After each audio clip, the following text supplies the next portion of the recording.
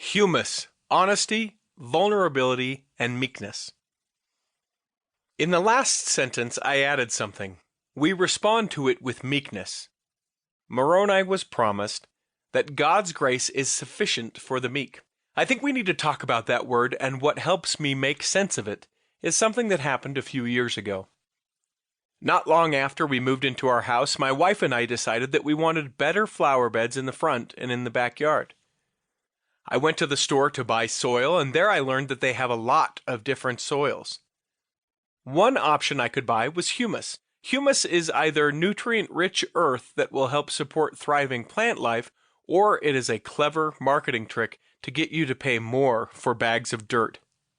It was while looking at those bags of dirt that I realized that there is a connection between humus, which is from the Latin word for earth or ground, and humility.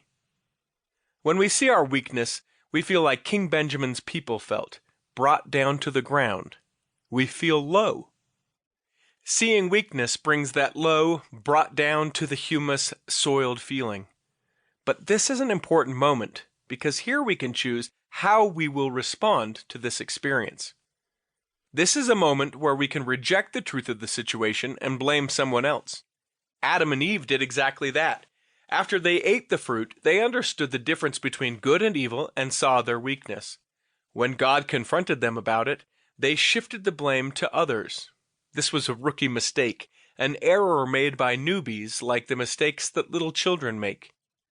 Over time, Adam and Eve would learn to take responsibility for their mistakes, would bravely admit to their errors, and would seek and find God's powerful grace. The willingness to honestly acknowledge weakness requires courage. You have to be brave enough to be vulnerable.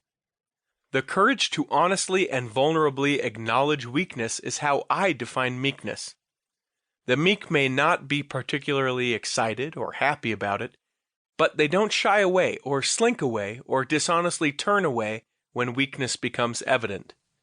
Meekness's courageous honesty and vulnerability then combine with humility's complete submission, commitment, and devotion in the heartfelt plea, "You are the Lord my God." When meekness and humility come together in this manner, God's power is manifest. This is the moment when God works miracles in our lives. Pania or poverty and poros or resource are opposites that complement one another in the same way that your weakness and God's matchless power and grace complement one another. Meekness and humility are partners, working together to put us in a place where God can bless and transform us.